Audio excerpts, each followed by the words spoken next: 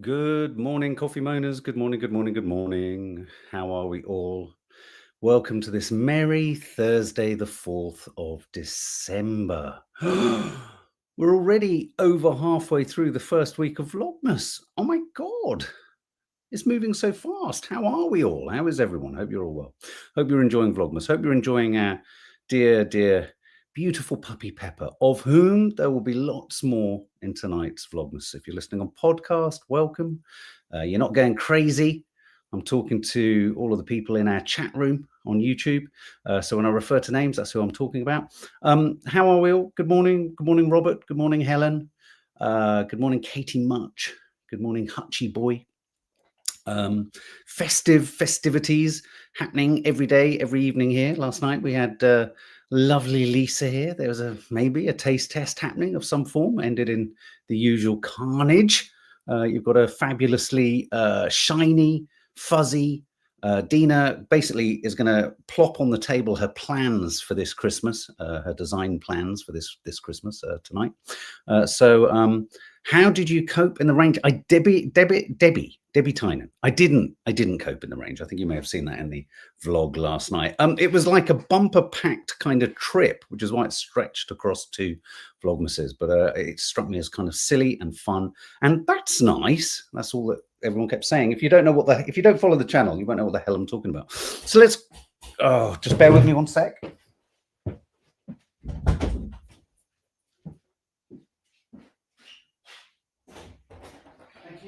I do.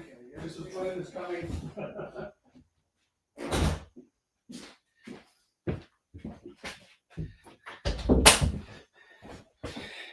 Sorry about that. It's Christmas and deliveries happen. Loving Vlogmas, says Vicky Lucas. Thank you. I'm going to the range today, Marcia Toms. If you're listening on podcast, I just had to let the postman in because puppy is being looked after. Now you're really shopping with women made me laugh. So it really is shopping with women. How do you get excited about a cup and a glass that you saw last year with the same words on it? I just don't understand. Christmas shopping, Christmas stuff.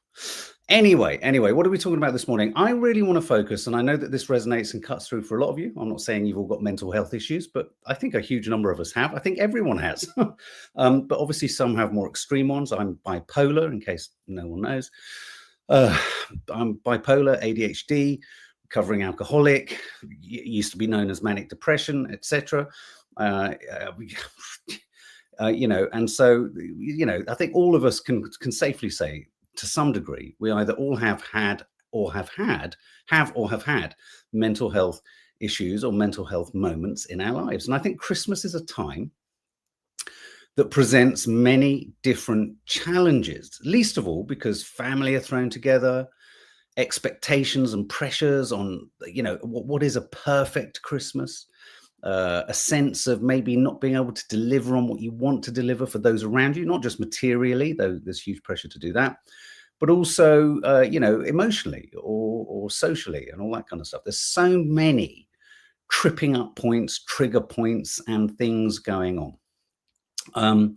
And thanks, Elaine Denning, you've kind of tickled at the edge of this. Wes Streeting has announced that he wants to challenge and basically, examine what he believes is a mental health overdiagnosis. That word overdiagnosis doesn't look right in the title. Zoe says, yeah, I keep seeing videos of people saying Christmas is all about our mums, etc. Not for me. Well, there you go. Yeah. So this is, and I want to dig into this, and I want to, Happy Sue 41, Labour picking on the vulnerable again. I just want to really dig into this topic, this headline of Wes Streeting wanting to essentially, let me just pop the headline up and then I'll run through the other things we're going to talk about. Wes Streeting ordering a review of mental health diagnoses as benefit claims soar. Okay, so it's an investigation inquiry. He wants to examine it. Basically, he's ordered this review in order to kind of, deal with the burgeoning cost of benefits. So let's just remember the financial incentive and aspect. I also want to talk about Benjamin Netanyahu. We're not going to have to hear from him. We're not going to have to see him. The provocateur going back to see Trump for the 5th time, but also really quite boldly saying, I'm going to go to New York City. Obviously, Mamdani, who is the mayor of New York, has said, if Netanyahu steps foot in New York, I will endeavor to try and get him arrested. Mamdani isn't yet mayor, so of course this is just a provocation. But it's the kind of provocation that I find cowards indulge in when they know that they can't be arrested. And I'd like to see him set foot in New York when Mamdani is actually in the mayorship, so to speak. And without wishing to be a broken record, I want to talk about briefly, though I've put it in the title, the Maccabi Tel Aviv football fans stitch up that our shameful government indulged in when, I don't know if you remember, West Midlands police said Tel Aviv Maccabi football fans shouldn't come for the match against Aston Villa because they were a threat. And then our government sought to make out that this was an act of anti-Semitism, and that actually, it was unfair and awful and anti-Semitic that we were punishing Israeli football fans. And what's happened ever since then, although it doesn't make the mainstream news, is a slow evolving attempt by the government and politicians in general to question West Midlands Police's intelligence and to kind of validate the spurious, outrageous, and basically wrong conflation of what the West Midlands Police decided to do and it being anti-Semitic. And what we have at the moment is a sort of retrofit process by the government and politicians across all parties trying to kind of legitimize their accusation and their suggestion that what was done to the Maccabi, the poor Maccabi, Tel Aviv Maccabi football fans, what was done to them was somehow anti-Semitic. So those are some of our main topics. But just in breaking news, and I thought I'd flag this up, flop it up. Me and Nadja are both struggling with words today, so it's kind of a problem when you're live, isn't it? I emailed can I just read this, Robert Marriott? I emailed Keir Starmer, warning he was on the wrong side of history yet again over Maccabi Tel Aviv. That was 2 days before they had the match abandoned and riots in Israel. Good on you, Robert. Well done for messaging him. Did you get a reply? I bet you didn't. But just so we can all calm down regarding Farage, Reform UK's deputy leader says racism claims about Nigel Farage from fellow pupils are made up twaddle. Well, thank fuck for that. Thanks for clearing that one up. Now we can all rest pretty, sit pretty, and not worry that if Reform get into the 10 Downing Street, we're going to be basically controlled by at the moment, far-right party that could easily become a fascistic party. That's not to say everyone who supports Reform is far right or a fascist, but I think Reform are conning people a little bit like they conned Brexit. Robert Marriott, no reply, but I felt vindicated. It's good, isn't it? I've emailed, what's the name of our fuck? Steve Reed so many times. He never bloody answers. But anyway, so I'm sure we're all relieved, aren't we? Nigel Farage said, what a load of old twaddle. What a load of old twaddle. That's something, twaddle. It's a shame. It's quite a nice word. I like twaddle. Anyway, let's talk about the main story. Who here would put their hand up if I was to say to you, do you have a mental health condition? Do you struggle with your mental health? Say yes or say no. I'd be curious to know if anyone ever anywhere said, no, I don't. It would be like saying, if I never struggle with my mental health, it would be like saying I never get a cold or I never get a flu or I never get ill in a physical sense. So I'm just curious to know. I think Anne Murray, so you've never had that's good. I'm really pleased. Bloody hell, that's good. So you've never had a wobble in your mental health. You've never felt down. You've never felt depressed. You haven't been, obviously not. I mean, I suppose there's a difference between all those feelings and mental health and having a mental health condition. Maybe diagnosed with a mental health condition. Has anyone here been diagnosed with a mental health condition? Too many, says Zoe. Well, there we go. Okay, well, this is the story. West Streeting is ordering a review of mental health diagnoses as benefit claims soar. All the papers obviously reporting on this. West Streeting orders inquiry into mental health overdiagnosis. Health Secretary wants clinical review of the rise in conditions such as ADHD and autism that cause people to drop out of the workforce. Streeting orders review into overdiagnosis of mental health conditions. Now, before, yes, psychiatrist diagnosed, Debbie Tynan, undiagnosed. Okay, yes. So, it looks like the vast majority. Elizabeth Diamond, no. I am a mental health, Kaz Rowley, I'm a mental health commissioner in the NHS. Okay, so, upon first glance as a story, you think, okay, well, fair enough. Benefits, the cost of the welfare state, it just can't keep going inexorably upwards. Fine, we understand that. One needs to kind of, find ways of kind of lightening the burden or kind of avoiding the cost. And when I saw this story, I thought, this is kind of a little bit like, for me, I'll set my stall. I worry that in doing this, the health secretary, and let me just give you a little bit more meat on the bones with the story. The health secretary has ordered a clinical review. He's understood to be concerned about a sharp rise in the number of people making sickness benefits claims because of diagnoses for mental health illnesses, autism, ADHD and ADHD. He's asked leading experts to investigate whether normal feelings, this is the bit that I want to home in on in a minute. He's asked leading experts to investigate whether normal feelings have become over-pathologized as he seeks to grapple with 4.4 million working age people now claiming sickness or incapacity benefit. When you hear the story, what is your first response? What is your first response to that? Mile. We don't need a review of the diagnoses. We need to fund our fucking mental health services. And I feel your fury there. When I saw this, I thought, I can't actually believe they're starting on the mental health thing from this way round. It seems such a obverse, inverse, sort of upside down way to approach the problem. Because before we get into whether there's the overdiagnosis and the over-pathologization, thank you, Bonnie Delaney, that's a good word, isn't it? And all this kind of stuff. And, I've talked, me and Nadia talk about the idea that it feels like normal people sort of say or feel, it feels like normal people have ADHD. Most of the people I hear saying they have ADHD, when they talk about it in conversation, aren't necessarily then not contributing to society or aren't then necessarily claiming sickness benefit or anything like that. But it just struck me as a sort of curiously unsympathetic, unhuman approach to an incredibly sensitive subject. It felt like he jumped into this without any consideration for how this could actually massively stigmatize mental health once again. We all kind of, there are mental health awareness week, mental health awareness day, etc., etc.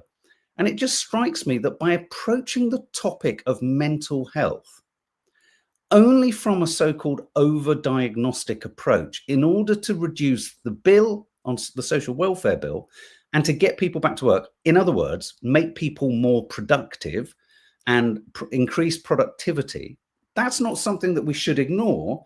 But by leading with that, it, for me, again, is further proof that mental health issues do not share the same level of understanding or compassion or import to politicians or society. And so I want to kind of throw a couple of thoughts at you as to other things that need to be thought about here. I just want to share you another quote. Look at this quote this is from the Guardian article. The Times, I think the Times conducted the interview with Wes Streeting. Look at this. He has asked leading experts to invest. Oh, sorry, this is the bit that I say. Yeah, whether normal feelings. He's asked experts to investigate whether normal feelings have become over-pathologized. Normal feelings have become over-pathologized. I can't help but feel, even in that question, there is a kind of judgment. Would you, for instance, if someone had some kind of physical illness, severe illness, diabetes, cancer, would you seek to kind of question whether that's a normal bodily response or a normal physical ailment? I mean, normal, what does normal mean? To even use the phrase or the terminology normal is incredibly loaded and incredibly kind of difficult to kind of manage. Now, there's a number of things at issue here. What about the fact that overdiagnosis could actually be more likely or more possibly increased awareness? And let me explain another good example on that. For example, the menopause. Just because the menopause wasn't talked about, catered for, medicated, discussed, even considered within family and working life 30, 40 years ago, doesn't mean that there's an overdiagnosis of the menopause. Maybe, perhaps, we just have an increased awareness and understanding of what makes us tick and how we tick in ways that perhaps makes life difficult, challenging, in a modern landscape and a modern life that in no way, actually, let's be brutally honest, nothing about modern living speaks to the essentialness of what it means to be a human. With all the systems of society, all the systems of cities, all of tech, everything, within the history of humans has all developed within, well, post-war World War II. As creatures, we've been asked to fucking sprint alongside developments that far outstrip what our minds or our bodies can actually cope with. So I don't think anyone would pretend that menopause is being overdiagnosed. It's there. And I wonder why the same thoughts can't be applied to mental health conditions. Is it about overdiagnosis or is it about increased awareness? Now, when I say that, I'm not suggesting it's only that. And I'm not suggesting that there isn't overdiagnosis. You're going to hear in a minute, I think there potentially is overdiagnosis. But again, why come at the patients? Why come at the people struggling with mental health issues rather than coming at it from another angle around overdiagnosis? So, and then I'll read some of your comments. So could it be increased awareness, i.e. it's not fake? What of the financial drive of pharmaceutical companies, big pharma, that have a vested interest in diagnosing more and more, or actually have a vested interest in not successfully treating or curing illnesses or ailments, but need more and more punters to be ill, to get ill, so that they can keep flogging us their pills? I would much rather, if West Streeting had led this with, we want to investigate the almost trigger happy desire of big pharma to overdiagnose or to overcharge. Perhaps the cost wouldn't be quite so much if the NHS didn't have to pay so much for the medications required for so many people with mental health issues. So that's two. What about, I've kind of indicated this. These are some of my thoughts I want to throw in, and then I want to share your thoughts.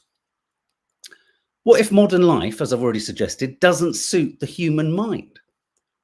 What if, for example, I was talking with Lisa's son Carlitos, he was in the discussion this morning. What if for young adults who are struggling with their mental health, none of the historic narrative choices, moments, aspirations, and points of life look like they hold much worth anymore because they all look utterly unattainable? What if there is a residual level of depression, anxiety, and unease because actually youngsters look at the system and the whole kind of process and go,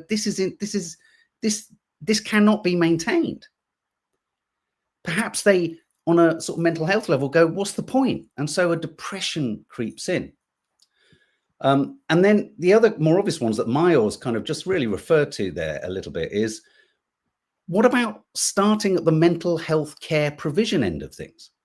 If you care for people in society, if there's more sort of mental health, mental health support, more social care support and stuff like that, maybe it needs to happen that way so that you can cater for people before they need to become medicated, before they need to become unproductive members of the workforce or not members of the workforce and things like that. Here are some other thoughts. How are you going to tell someone who is struggling with their mental health, once he's done this review of the overdiagnosis, are you seriously going to then notify people that actually your diagnosis of ADHD isn't right? Because to the person you're telling that to, they don't feel any differently. They won't feel any differently. They will feel stigmatized. None of this is to say that there aren't people playing the system, but people play every system all the time. We have big pharma playing the system. We have tech companies playing the system. So they pay less in tax and less in, less into society. You've got all sorts. That will always happen. That isn't the vast majority. So it will continue. This potentially will stigmatize people who have been diagnosed. It will stigmatize people and make people, I think, feel ashamed if they're struggling and don't reach for, even if it's not diagnosis, treatment. Many people don't go pursuing a diagnosis. Many people struggling with something they don't understand seek some kind of treatment. And then because there is no treatment beyond big pharma, they find themselves unable to work or unable to contribute to society, falling between the cracks. So if you do this, if you review it and you make the diagnostics tighter or somehow questioned or somehow null and void, are we going to have like a pre-2020? Oh, yeah, I was diagnosed with ADHD pre-2025. Yeah, and I was bipolar too, pre-2025, actually. Yeah, no, I kind of, back in my day, I was bipolar. Back in my day, you'd have been bipolar, but today you're not bipolar. What, really? Does it work like that? And would we, in physical ailments and physical illness, would we say, well, you've got that type of cancer. That diagnostically, that's not the right kind of cancer.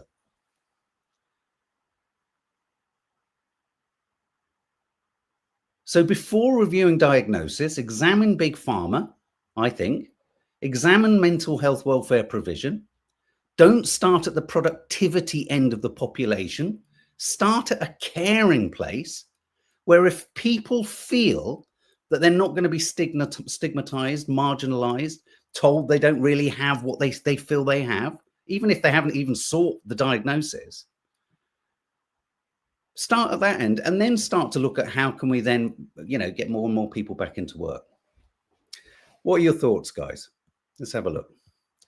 Shauna Roche, they locked everyone in and wonder why we are stuck in our heads and have noticed that we are finding it harder socially than others. I mean, yes, I know lockdown, I don't disagree, but I don't think it's just lockdown. I think modern life, modern live. I mean, more and more people are hearing about AI, and regardless of whether the AI thing is a reality yet or not, or whether it's a bit of a bubble, or whether it's been a bit overblown, and lots of people are hearing, sort of menial kind of repetitive jobs. Oh, right, the works market, the job market's going to get smaller and smaller.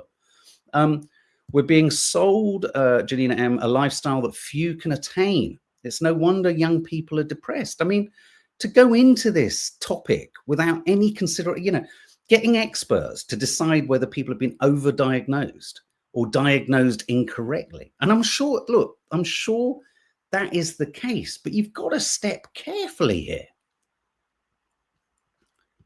Mile, mental health has never and is still not taken seriously. Wes is talking about normal feelings because over-pathologized as if docs struggle to tell normal emotions from dysfunctional ones when we seek help. I mean, you can't, what you're normal with streeting is no one else's normal. And in fact, most politicians' normal bears no relationship to ordinary members of society. Northern Sold, unlike older generations who enjoyed the occasional treat, younger generations have been bombarded with unlimited amounts of sugar, UPFs on the daily. There's the potential reason we now have. I kind of get what you're saying. We were trained that DX is helpful for treatment, but also to helpful of big pharma and pathologizing. Sorry, I don't really understand that comment, Bonnie. It's gone a bit weird in text. I have two sons with nonverbal autism. Spinner's End. The spectrum is so wide that there is a huge difference in those, like my boys, and those that self-diagnose as adults. Yeah, I mean, I don't think anyone who self-diagnoses as anything can necessarily claim anything for anything. That's not the way it works. Nature deficit order, says Luna Scream. Yeah, I like your name as well. Yeah, very true. MeTube. Actually, we didn't lock down soon enough as the findings are from the inquiry. Yeah, okay, I know what you're saying. Evie, I've been a mental health nurse for decades, and this goes round and round with every government and every service. Nothing ever changes. Well, and you're right, Evie. Pete, I mean, I'd be fascinated to know what the Green Party's take on this is, because we've said it many times. And Luna, I've forgotten your full name. I liked it though, Luna, whatever. I think it speaks to the truth. It's about our connectivity to what it means to be a biological thing. Too much. It's not just so. I mean, everyone goes just social media. It's not. It's no one thing. We are increasingly demanded or asked to disconnect from what we are as creatures by a society, by a political establishment, by a governing system, by a so-called democracy, by an economic trap that says to you all, if you keep doing this, you'll get this. And what's becoming more and more apparent, and it was apparent to many years ago, and is becoming more apparent to more and more people now, is actually the system doesn't suit us, and one can't get out of the system. We talked about this the other day, about the economics around the whole system. You know, how does one escape that system, and how does one step to the side of it? How does one keep it going? Because I think the increase in mental health issues and the complete demise of mental health provision, and then you've got the kind of vultures sitting on the side, which is big pharma seeking to kind of monetize all of this. Deal with big pharma first. Deal with big pharma first, because maybe we have a situation like the menopause where the vast majority of people in this country are actually struggling with depression. What do you do then? Change the diagnosis. Oh, it's not really depression. It doesn't work like that. It doesn't work like that. Maybe the vast majority of people in this country are struggling with anxiety. You don't just say, oh, well, you don't have anxiety because everyone's got it. You don't say that because more and more people have got something that necessarily they haven't got it. You have to look at what's fucking going wrong in society. Absolutely, me too. It's more, what did you say? It's more that most people can't handle modern pace of life. This will be a generational shift. Well, I hope we don't just shift to being able to, because there's only so far you can keep going, I think, as humans, if you keep shifting to a faster and faster and faster. If things are so fast, you know, you can't stop for anything. You'll lose things. That's why empathy becomes seen as empathy, feeling an emotion. That's fucking, we haven't got time for that. We haven't got time to feel things. And I'm not being facetious. I think that speaks to the problem for everyone. We haven't got time to feel things. We do it. I do it on a day-to-day basis. We're forever trying to encourage our kids to sit with a feeling, you know, maybe work. Oh, we haven't got time for that. Haven't got time for a feeling. Feelings, fucking hell. Where do we schedule that in? Musical chimp, been diagnosed with anxiety and panic attacks. They were only diagnosed in 2021, but I've been having them my whole life because I never went to the doctors about them. There you go. But who is setting the modern pace of life? Are we all to blame? Well, I'll tell you exactly, Farida. The wealthy, the extremely wealthy, the big corporations and governments, and all the people that may mean that every chancellor who comes in has to do pretty much the same thing. Otherwise, they threaten to fucking torch the entire structures of society. They're the ones who are doing it. We have to be able to sort of have some orientation on this. It's them. It's the system. It's the uber wealthy and their guardians, which are politicians, who then become, as Blair, as the Clintons, they then through politics become part of the uber wealthy, and thus it goes on and goes on and goes on. And then we are part of the problem, but we're only part of the problem, I think, Farida. I don't know if you agree. I think we're only part of the problem because we're all fucking just looking from day to day thinking, well, I've just got to keep moving. How do we keep moving on this fucking conveyor belt of madness? We can't cope. It's too much, this modern existence, Rachel Thomas. We are trapped inside the system, you say again afterwards, and it's killing us all slowly. I agree. Zoe Agnew, I honestly can't believe we're still having these kind of conversations. Mental health will never be looked at the same as physical health. I've accepted this, sadly. But, you know, even within you saying that, Zoe, I can feel your depression and anxiety coming to, you know, a sort of a residual kind of, all feeling that and kind of going, oh, I've given up.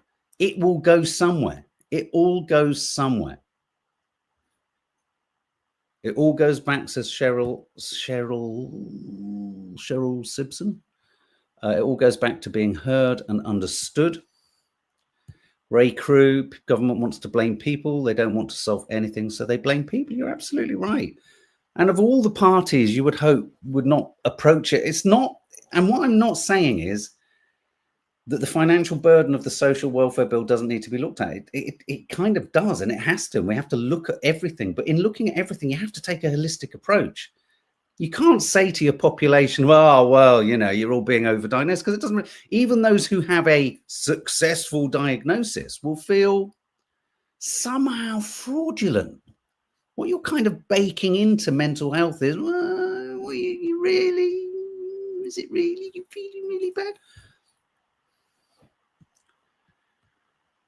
MeTube's channel says the Italians have the concept of città slow. Is it città slow? When I lived in Norfolk, our market town took part in that. It's a deliberate slow culture movement. Yeah, Nadia has a phrase for it. I can't remember what it is. La chanja chanja, which means basically the joy of sitting back and not doing nothing, but, you know, see, this is the thing. We weaponize kind of pausing or not being forever productive. And I'm like that with, you know, content creation and filming stuff. It's like we're forever like, oh God, doing nothing. What's wrong with doing nothing? What? Hang on a minute. Who says we can't do nothing? Why can't we do nothing every now and then? Why can't we do nothing? Lucy, the one thing America has done is not right is normalize therapy. Yeah, I mean, in a way, but at the same time, the person with mental health is being, I'm going to use some sort of very expletive language, fucked by the state and life and the system and forced to fit into a fucking rapidly moving fucking hamster wheel that cares not one jot for you. And then on the other side of that, when the wheels come off you in the hamster wheel and your mental health starts to go awry, you've got big pharma and pharmaceuticals going, oh yeah, let's sell them that, let's sell them that, let's sell them that. You can't just, this is classic Labour getting it wrong. Start with the pharmaceuticals rather than start with the mental health, people who've got mental health issues. They've done pensioners, they've done the disabled, now they're doing the mental health. It's just, and they're speaking, this is a little bit like the whole asylum immigration argument. It doesn't mean there has to be an immigration policy. There has to be a way of dealing with asylum seekers. And I think with both, you just thread it through with humanity first, then deal with it somehow. But the idea that the scintilla of that problem is responsible for everything in society is a joke. And I think what Wes Streeting has done here is he's targeted people with mental health issues as the scapegoat for an economy that's struggling. It's another scapegoat. This is speaking to Kemi Badenoch reform, who just think it's liberal lefties, who just think every fucking mental problem is it's all well and good coming from you lot who've gone to fucking public private school, on which many of whom come through those systems also struggle with their mental health. But this curiously old-fashioned British, stiff, tough, yes, what, have you got a mental health issue? Come on, stiff upper lip and all the rest of it. Come on.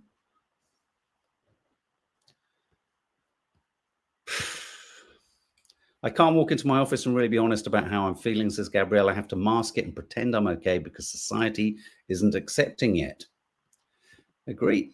Maya, I have this argument all the time, though. Even if society wasn't so fast-paced and stressful, I would still have mental health issues and disorders. The disordered thinking is almost more obvious in the stillness. Interesting. That's an interesting one. Fun times forever. After the worst depression of my life, I fortunately got the chance of some therapy, and it helped so much. And I think many would benefit from it. But instead, it gets harder and harder to get help. Good point, MeTube. America did not normalize therapy. They kind of did. And then, as you say, they then industrialized it. Yes, it's the whole financial incentive with anything. Make vets need to be profitable. What do vets need? Ill pets. Go figure that one. What do pharmaceuticals companies need? Ill people. Why do people not fucking see that? Why? It's so fucking obvious. You've got to try. What they should be doing as a Labour Party, especially when they used to be all about nationalisation, is they need to be reducing the financial pressures on things like dentistry and health and mental health. Not blaming those at the bottom who are being diagnosed and those at the bottom who, okay, I really want to keep using the menopause example. What if the vast majority of people under the age of 25, let's say, in this country are actually struggling with their mental health because the entire system offers them nothing? What? Changing the diagnostics? Is that going to help? It's literally like saying, okay, well, let's change the criteria. You're not allowed to be diagnosed with ADHD. Well, hang on, I'm feeling like I'm feeling. You can't say someone's not feeling like they're feeling. You can't change it's like changing the grades of a fucking GCSE by 10, 15, 20%. Just fucking ridiculous. Okay, well, I think I've done that to death. Just as a kind of interlude, Let me show you the Ritz tree, just looking at system and extraordinary wealth, which you're going to see lots of beautiful photos of lights in London. But look at this. This is some guys went and popped some Christmas presents under the Christmas tree at the Ritz in London.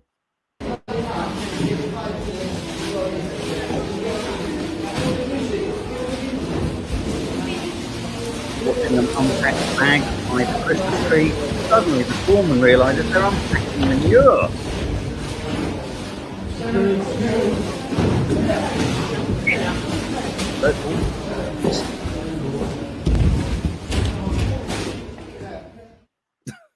don't know why there's always something funny about a man in a suit being manhandled out.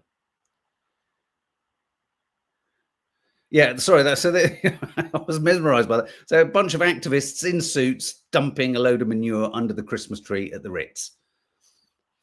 It's, I mean, you know, I tell you what, I was filming the other night. I went to film just the frontispiece of the Annabelles. It's just, you know, I was wandering around Berkeley Square, very, you know, Bond Street. My God, it doesn't matter how much wealth you've got. There will always be absolute fucking knob jockeys revving their engines and driving cars fast with tiny, tiny penises.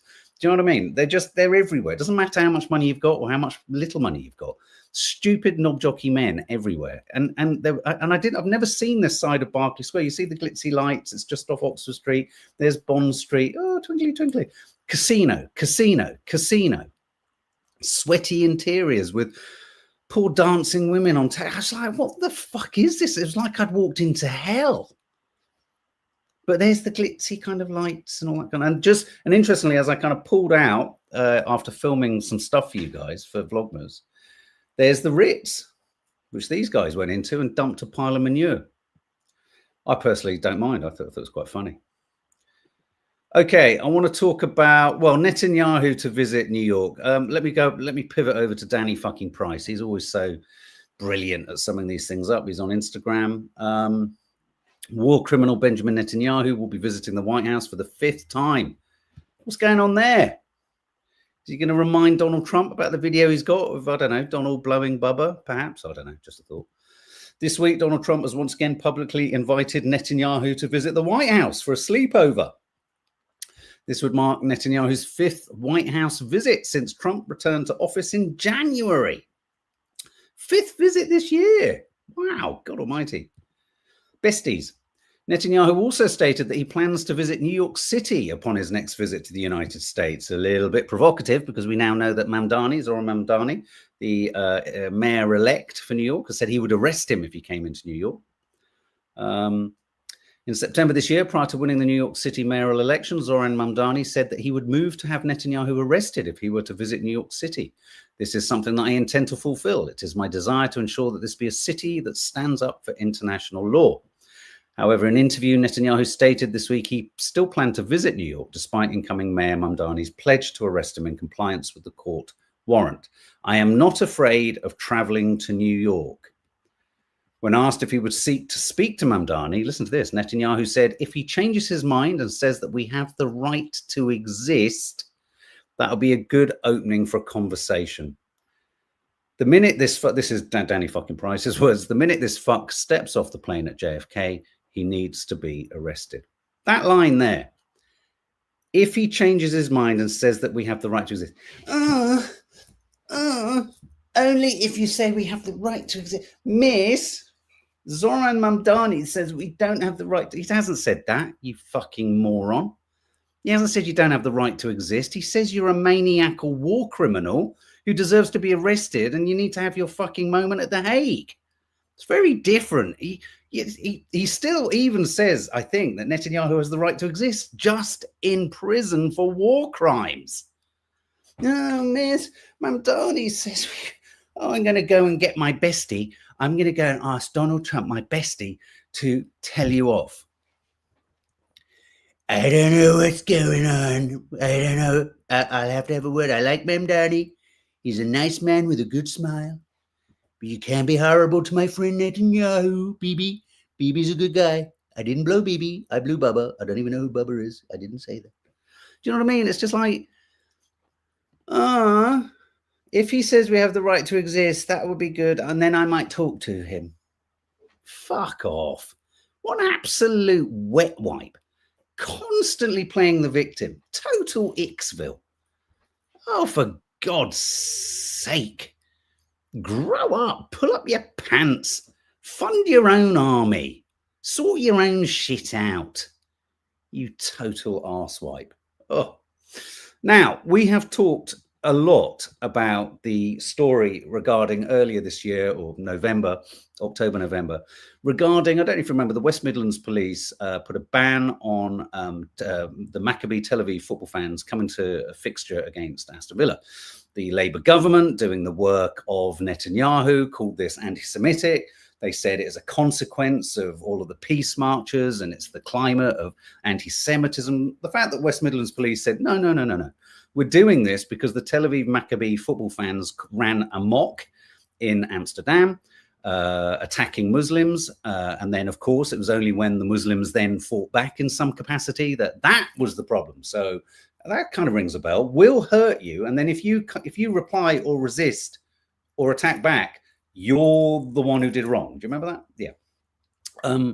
So West Midlands police said, no, we need to put a ban on all football fans. This happens often when you have marauding, psychopathic, brutalist football fans as part of your fan base. It's happened to British clubs. It's happened to Turkish clubs. It happens to clubs sometimes. It's unfortunate, which is why the onus is on football teams and the football management to make sure their football fans behave themselves. There's been proof, too, that these Maccabi fans, they were arrested. They had to cancel a derby in Israel because they were so violent. They were violent not only in Amsterdam, they were violent, I think, in Turkey too, and somewhere else. They're a marauding bunch of lunatics. They chant things like, you've got no schools because we've killed all your kids and stuff like that. Not nice, not pleasant. They're Islamophobic, hate-filled people. Well, there was the Home Affairs, I think the Home Affairs Select Committee or something. There was a sort of committee hearing yesterday in the House of Commons where the West Midlands police were put under the gamut.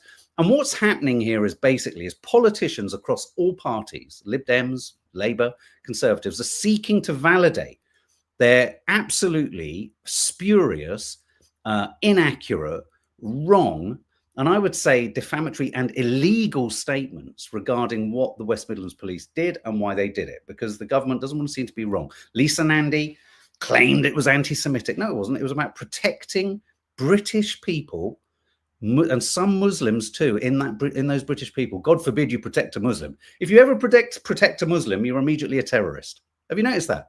Wherever, if you ever defend a Muslim, you're immediately a terrorist. This has become normalized across the planet in every walk of life. So West Midlands police made a decision based on the ferocity of Tel Aviv football fans. Yes, there would have been violence from both sides if they'd arrived, and that's what they were preventing, because the Tel Aviv Maccabi fans are the provocateurs. There seems to be this element of provocation seems to be ignored in both the genocide, in the occupation of Palestine, in the occupation of the West Bank and Gaza. Does everyone in governance in the UK and America, does provocation not exist as a thing? Because that's what Israel do, provoke. That's what Netanyahu is provoking when he says he'll visit New York. So I'm going to play you the beginning of this clip. And at the beginning of this clip, the politicians in our House of Parliament at the Select Committee yesterday or the day before were grilling, questioning and disputing the intelligence of the West Midlands police, right? They were going through it. They were saying, oh, you said there was a fixture here, which they had got wrong. There was some fixture that they said had happened, but it hadn't. They'd got that from somewhere. They made one inaccurate statement about a fixture that hadn't happened. And then all of the politicians in this select committee sought to completely invalidate or kind of pull apart and deconstruct the West Midlands Police's intelligence gathering and their decision. This is all about politicians seeking to say, we're not anti-Semitic, we're not anti-Semitic. But right at the beginning of this clip, listen to what the politicians say who are grilling and questioning the intelligence of the West Midlands Police. Order, order. Before we start, there are some declarations of interest. I will declare that I am an officer and member of the Conservative Friends of Israel. I'm a member of the Labour Friends of Israel. I've received a donation of £2,000 from the Lib Dem Friends of Israel. Peter? And I'm a Jewish Labour MP. Oh, Let's start off. I think, hang on a minute. You're about to decide whether the West Midlands Police made an accurate assessment in banning racist, marauding hooligans from Tel Aviv, Maccabi Tel Aviv football fans, and the majority of the politicians on that select committee are friends of Israel. Are you having a fucking laugh? And we are asked to not indulge in, it's not a Jewish trope, this is a Zionist trope. We are asked to not say anything about what appears to be and feels like the Zionist infiltration of government. I could not believe that. And Lord Mann, the guy there who then goes in to challenge them on this inaccurate fixture that they talked about, with such an arrogance, who's there to kind of manage extremism and terrorism. His connections too, I'm not entirely sure what they are, but I know that his connections in his fight against anti-Semitism very clearly point towards him conflating anti-Israel sentiment with anti-Semitism. I could not believe this. I could not believe this. So you are seriously telling me that 4 of those politicians on that select committee were directly supported or, offered trips or given money by essentially the Israeli lobby. And we are expected to trust that their analysis of the intelligence was going to be fair. This is shocking. It's shocking. And it speaks to this idea that every fucking politician needs to walk around like football fucking players have to, with a sponsored by on their t-shirt. They should not be in there grilling the West Midlands Police. It's a complete kangaroo court situation. Complete kangaroo court. It's like the 3 judges who've been placed in court to decide on the Palestine action being prescribed a terrorist organization or not. One of those judges, who has Zionist connections, has already said in that kind of assessment of whether the prescription of Palestine action is right or not, has said that to challenge whether Palestine action should have been prescribed as a terrorist group is in and of itself support of a terrorist group. This is astonishing. Astonishing. And look, I just want to share this little detail that I found in Middle East Eye about the Maccabi fan story. More recently, video emerged on the 29th of November, so very recently, of dozens of Maccabi fans launching fireworks at a building in Israel containing the apartment housing their manager amid the club's recent poor run of results. According to the Israeli outlet, I don't know how you pronounce that, Lazatek has since resigned, telling an associate that he feels threatened and unprotected. Okay, so let's pause for a moment. Maccabi Tel Aviv fans have made the manager of their football team, feel vulnerable and unprotected.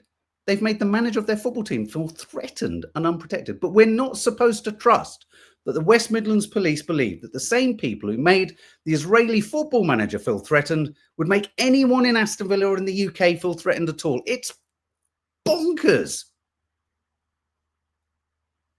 Bonkers. Oh, I know what we'll do. Let's let's suggest Miss Rachel for Anti-Semite of the Year. I fucking hate our politicians. And we wonder why we're all depressed. We wonder why we're all struggling. We're all struggling. Fucking hell. Anyway, guys. Aimed at their own team's manager. Sophia loves monkeys. Yeah, their own team. Tel Aviv Maccabi's manager was scared of his own fans, but apparently the West Midlands Police weren't supposed to fucking do anything. That's why we have to talk about this. Hit the thumbs up. Hit the like button, share this with people. I'm going to be putting this little clip up on Instagram because I can't believe it. Anyway, on that note, guys, stay tuned. How to Stay Married is landing later. Vlogmas 4, is it? Yeah, Vlogmas 4 will be landing later. And have a good day, guys. Thanks ever so much. And just keep, the mental health story. If you're struggling with mental health issues, do not let this government in, and do not let Wes Streeting make you doubt for a minute whether you do, whether you are, whether you this stigmatizing. I felt, Zoe, just in your statement, it makes you feel defeated. Makes you feel so defeated that when society and the system is fucking really coming apart at the seams, that the only people the government or the opposition parties can blame are foreigners and people who've got people who are a bit navel gazy. Shocking. Anyway, guys, have a good day. Lots of love. Take care.